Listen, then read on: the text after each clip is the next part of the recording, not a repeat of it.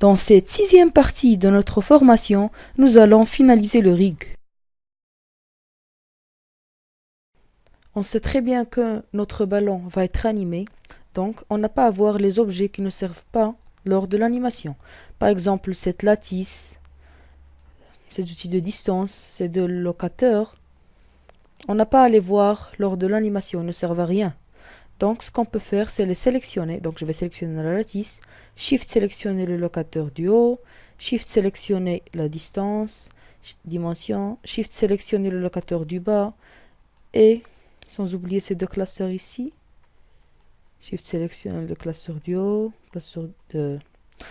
on va aller dans le layer du ballon, et on va le rendre en mode référence pour ne plus sélectionner le ballon.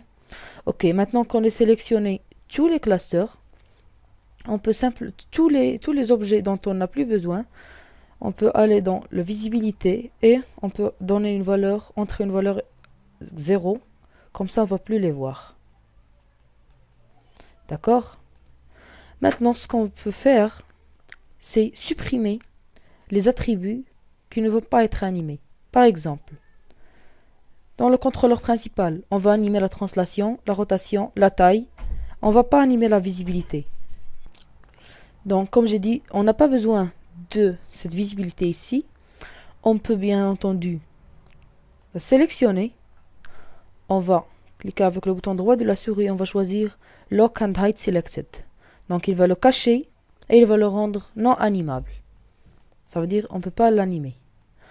On va voir par exemple pour le laisser son placement. Il ne va pas avoir une translation ni une taille. On a seulement besoin de la rotation. Donc, on va sélectionner la translation. CTRL, sélectionner la taille. On va cliquer avec le bouton droit. On va choisir Lock and Hide Selected. Pour le stretch du haut et le stretch du bas. Ils peuvent avoir une rotation. Donc, on peut garder la rotation, bien sûr. Pour la taille, ils peuvent aussi changer de taille. Donc, on va garder la taille. Pour la translation,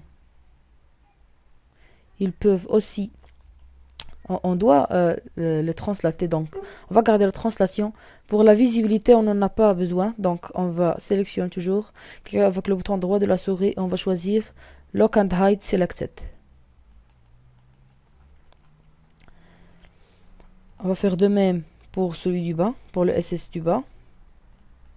On va cliquer, on va faire Lock and Hide Selected. Je m'excuse. Lock and Hide Selected. Imaginez par exemple que vous voulez maintenant revoir, par exemple, revoir les attributs de la translation dans le SS emplacement. C'est simple, on va aller sur le menu Edit, puis on va choisir Channel Control. On va Non-Keyable Hidden. Dans cet onglet ici, ça veut dire Non-Keyable, c'est-à-dire on a fait Lock and Hide, c'est-à-dire on a rendu Non-Keyable et on les a rendus Hidden. On va chercher, on va aller là, c'est en liste alphabétique. Donc on va chercher le translate, les voici.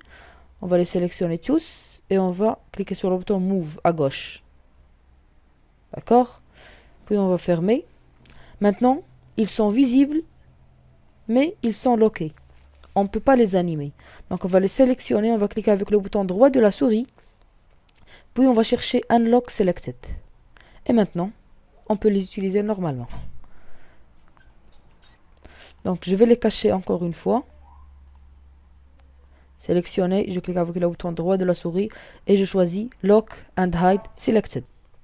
On peut maintenant appeler notre rig complet. Merci d'avoir acheté ma formation et je verrai dans d'autres formations. A plus.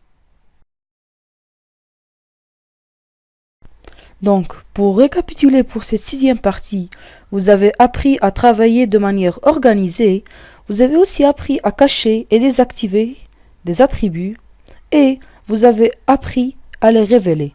Et cela bien sûr en travaillant sur le Channel Control. Je vous remercie d'avoir acheté ma formation et je vous verrai dans une autre formation. A plus.